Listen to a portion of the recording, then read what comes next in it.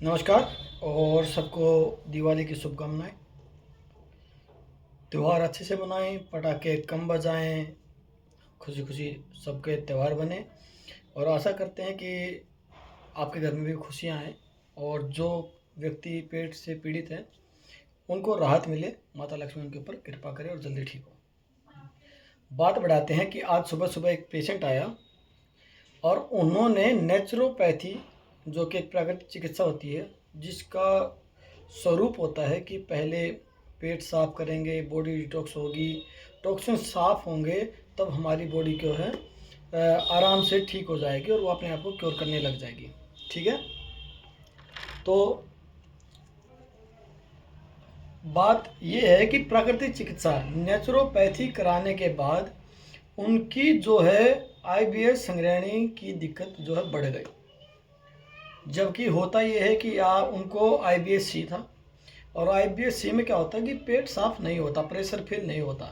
तो pressure feel नहीं होता तो अनकम्फर्टेबल रहता है। तो ड्यूटी व्यूटी जाने वाले व्यक्ति थे, हर रोज़ नियमावली यही रहती है कि सुबह उठें, फ्रेश हुए, 9-10 बजे तक अपनी ड्यूटी पर पहुँचें, 4 बजे वापस आ जाएँ, लंच ब्रेकफास्ट करके निकले, लंच अपना ऑफिस में कर ले। तो ऐसी दिनचर्या के हिस्से में उन्होंने सोचा कि ये तो ऐसे तो काम होगा नहीं, डिस्टरबेंस हो जाएगी, पूरे काम की कोई सब फ्रेश नहीं होंगे, दिमाग जो है संतुष्ट नहीं होगा और अच्छी तरह काम नहीं करेगा, तो फिर पूरा दिन इरिटेशन और दिमाग पेट के ऊपर लगा रहेगा। इसके चलते उन्होंने प्राकृतिक चिकित्सा कराने का फैसला लिया कि दवाइयों की तरफ ना जाते हुए प्राकृतिक चिकित्सा में जाते हैं। तो ये वीडियो बनाने का मोटिव जो है वो ये है कि हम जब आईबीएस में प्राकृतिक चिकित्सा भी कराते हैं तो वो भी हमारे शरीर में अनेकों प्रकार से साइड इफेक्ट जैसी चीज़ें पैदा कर देती है।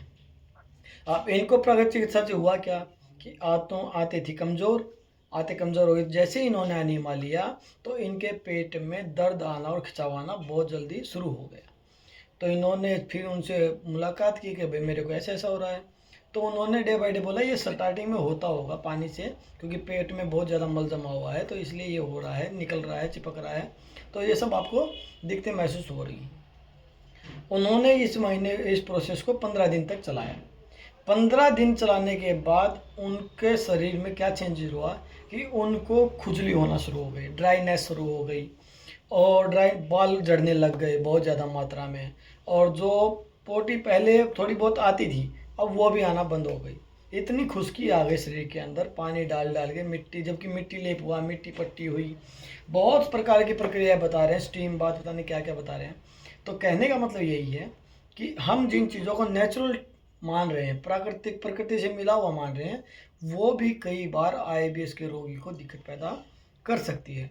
तो जो भी काम कराने जाएं सोच समझ के जाएं, उससे पहले खुद से कुछ अभ्यास करके देखें कि आपकी आंतों में कुछ मूवमेंट बची है या नहीं बची है।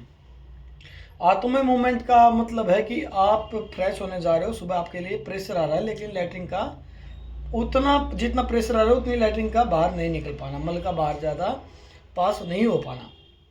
यदि आपको सुबह उठने के बाद प्रेशर ही नहीं आ रहा है, इसका मतलब आंतों में मूवमेंट बची ही नहीं है, आंतों की मूवमेंट खत्म हो चुकी है। तो अब जो है आप कुछ भी ऐसा काम करेंगे जिससे आंतों को ज़बरदस्ती कुछ करना पड़ा, तो वो आपके शरीर के साथ, आंतों के साथ धोखा होगा और आपको एक बड़ा रोग के लिए आप न्योता दे रहे हो उस चीज़ को ना। तो उस चीज़ की मूवमेंट बनाने के लिए हमें धीरे धीरे धीरे धीरे करके उन चीज़ों का अभ्यास करना चाहिए जो अपनी आंतों की मूवमेंट बनाते हैं। जल्दबाजी में ठीक होना, जल्दबाजी में कुछ डिसीजन लेना, वो आपके लिए हानिकारक हो सकता है आगे के समय के लिए। ठीक है, तुरंत किसी चीज़ से प्रभाव आ रहा है कि आपने गोली ली और तुरंत पेट साफ हो गया, तो वो पेट साफ नहीं होगा, वो भी लिक्विड फॉर्म में आपका बाहर निकलेगा और वो भी पूरी तरह से साफ नहीं कर पाएगा। जिस तरह से क्रेमाफिन करके की दवाई आती है, उसकी मात्रा बहुत ज़्यादा मात्रा में लोग यूज़ करते हैं जब अंत हो जाता है, अथवा लैक्टोस करके दवाई आती है। ठीक है, यहाँ पे बहुत सारे आयुर्वेद में बहुत सारी दवाइयाँ हैं। ठीक है, तो ऐसी दवाइयों का यूज कम से कम करें जिससे आपको आगे दिक्कत ना पैदा हो। तो कहने का मोटिव यही है कि नेचुरोपैथी भी इसमें साइड इफ़ेक्ट कर रही है। अभी जो पेशेंट आए हैं वो नेचुरोपैथी से भी पीड़ित होकर आए। तो आपसे गुजारिश है जो भी कराएं समझदारी से कराएं, आईबीएस में कोई भी फैसला गलत ना लें। नमस्कार।